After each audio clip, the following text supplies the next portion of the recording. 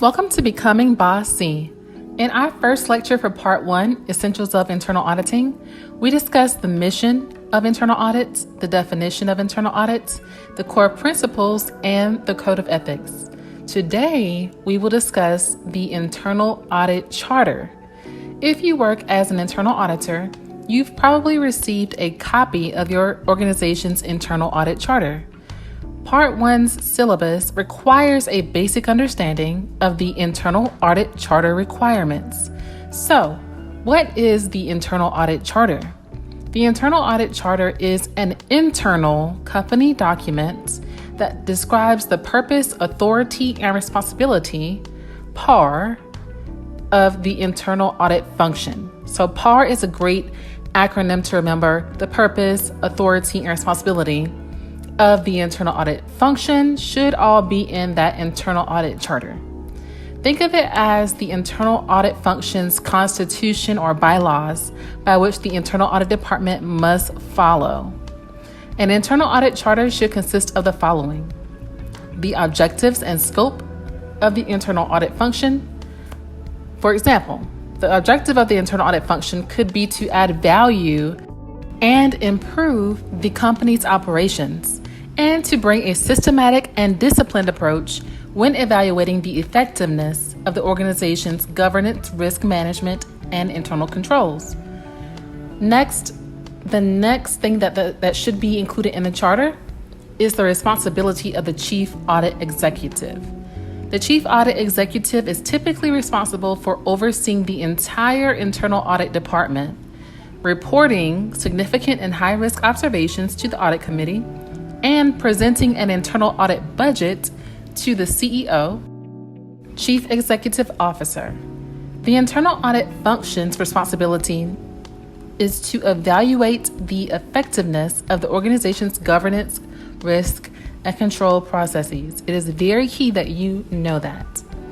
Also, the internal audit function's management reporting position within the organization, as well as its responsibilities and authority, should be included in the internal audit charter.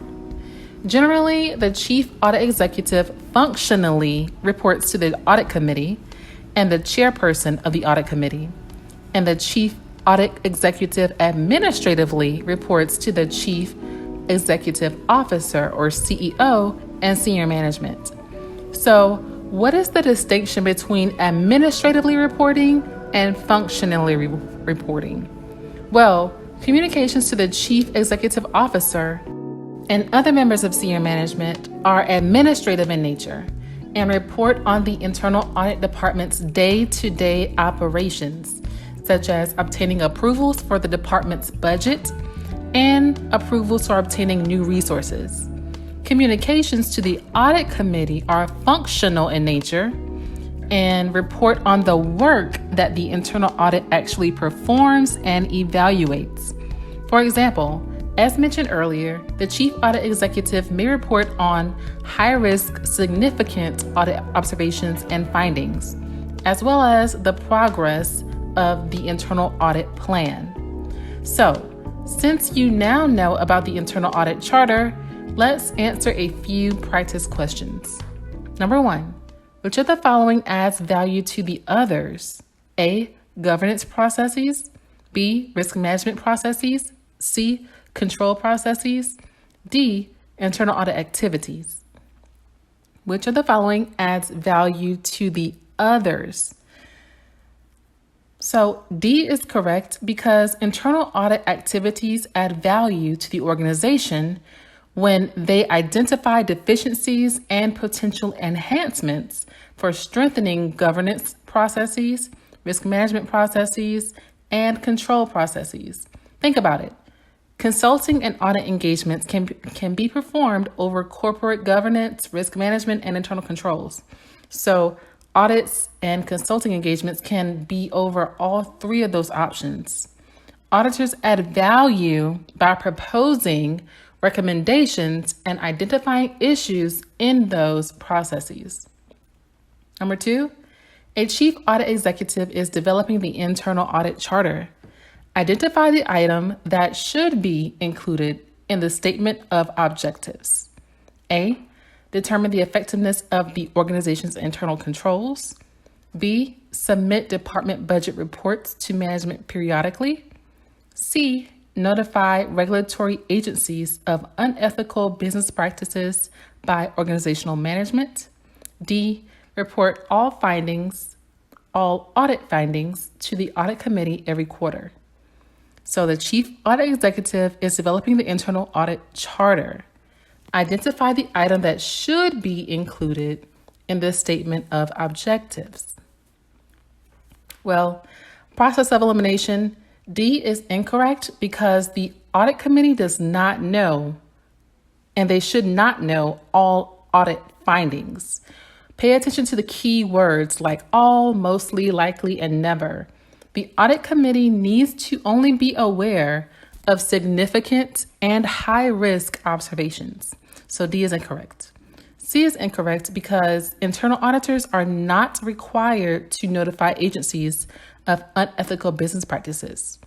But although this is not a requirement, remember that the IIA, the Institute of Internal Auditors, requires internal auditors to not be involved in criminal and illegal activities.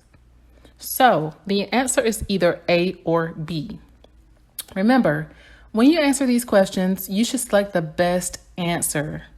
There could be two answer choices that seem correct, but it is your job to choose the best, most applicable answer.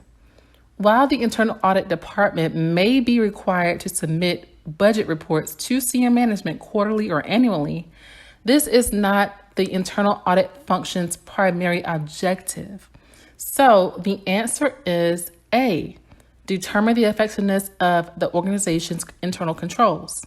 One of the internal audit function's primary objectives is to determine the effectiveness of those controls, and therefore this should be included in the Internal Audit Charter's statement of objectives. If you are enjoying the video so far, consider hitting the like button and subscribing to the channel. Number 3, in which way does the Chief Audit Executive report to the Audit Committee? A, administratively. B, generally. C, functionally. D, informally. In which way does the Chief Audit Executive report to the Audit Committee? So you should know that the answer is neither B or D. So it's not generally and it's not informally. The Chief Audit Executive reports either functionally or administratively. Now, don't get me wrong, the Audit Committee could report informally to the committees, but we're thinking about the best answer. So B and D are just tricky options and they are distractors. Remember that the Audit Committee is responsible for overseeing the performance of the Internal Audit Department. A trick to remember this is that the Audit Committee cares about the functioning and performance of the Internal Audit Department, while senior management, such as the CEO, cares about how the Internal Audit Department administers and utilizes resources. So the answer is C, functionally. Number 4, the Internal Audit Charter typically includes a talent budget that includes requirements for internal and external staff. Which of the following is an example of a hard skill that staff may possess? A, communication skills. B, presentation skills. C, technical skills. D, leadership skills. Which of the following is an example of a hard skill that staff may possess? When recalling the difference between soft skills and hard skills, consider that soft skills focus on the qualities that internal auditors possess, and hard skills focus on the skills that are quantitative in nature. This may not explain or help you enough. So to go further, when I say hard skills are quantitative, think about the skills that are measurable and can easily be evaluated among different people. For example, an internal audit hiring manager can create a skills test for incoming junior audit staff to test their technical skills, and knowledge, such as their knowledge of the IIA's professional standards. And they could also test the internal auditor's application skills, such as that internal auditor's ability to perform tasks in Microsoft Excel.